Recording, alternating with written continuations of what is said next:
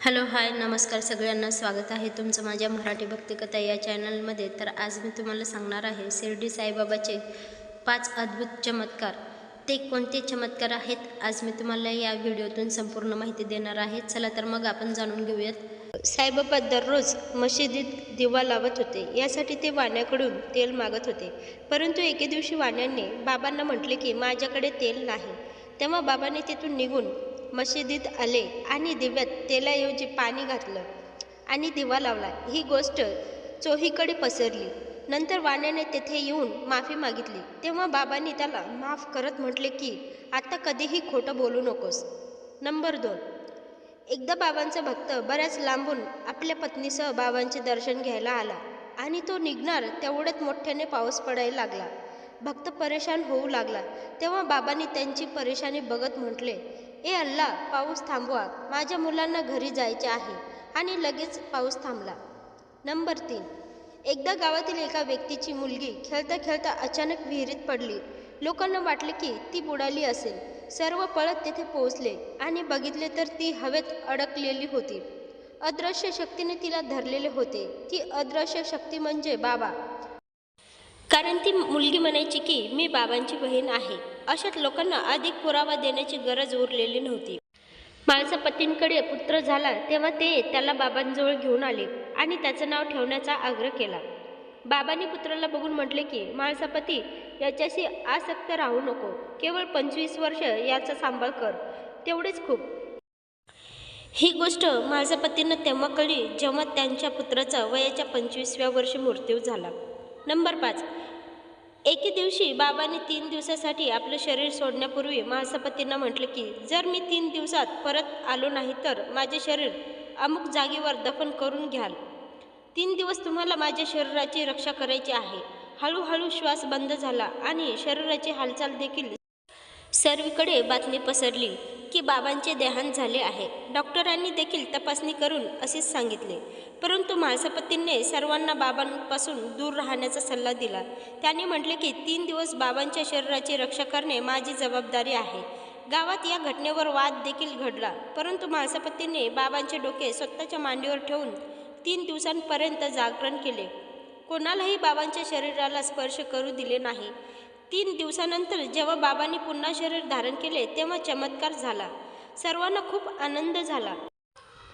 शिर्डीचे साईबाबा, ज्यांना शिर्डी साईबाबा म्हणून ओळखले जाते, त्यांचे भक्त संत आणि फकीर म्हणून ओळखतात। ओम श्री साईनाथाय नमः। भगवान साई हे त्यांच्या अनेक चमत्कारांसाठी ओळखले जातात। त्यांचे काही दैवी चमत्कार येथे आहेत। साईबाबा आणि चांदभाईचा घोडा यांचा चमत्कार।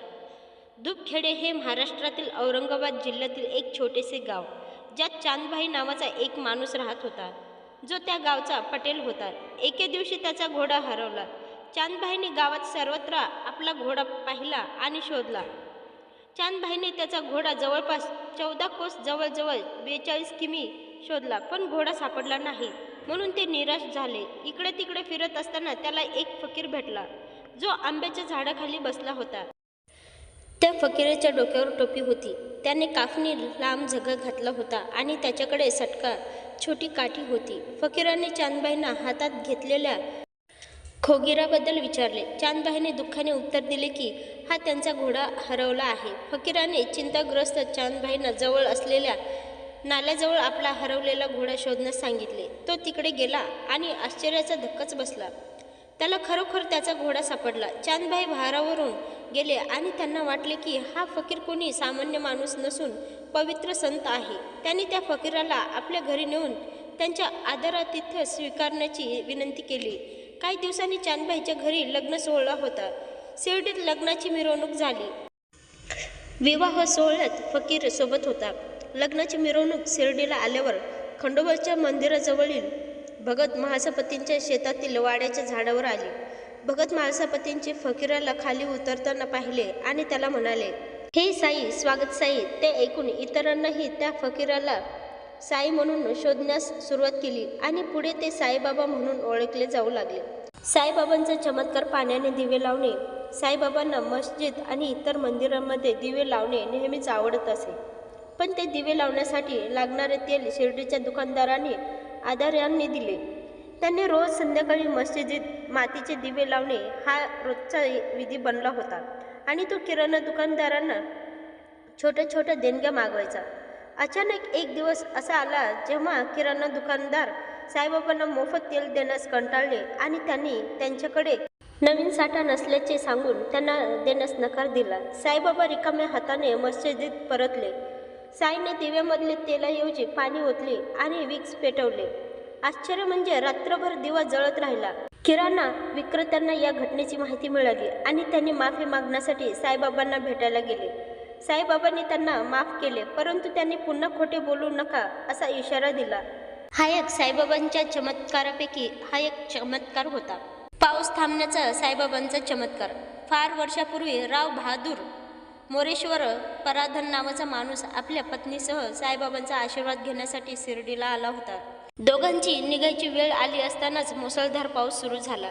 ढगांचा गडगडाट आणि विद्युत रोषणाई सुरू झाली. हे जोडपे चिंताग्रस्त आणि तणावग्रस्त होऊ लागल्यावर साईबाबांनी प्रार्थना केली. हे अल्लाह, तो म्हणाला, पाऊस थांबू दे. माझी मुलं घरी जात आहेत, त्यांना शांतपणे जाऊ द्या. वादळ ताबडतोब शांत झाले. मुसळधार पाऊस थोडा रिमझिम झाला आणि जोडपे सुरक्षितपणे त्यांच्या घरी पोहोचले.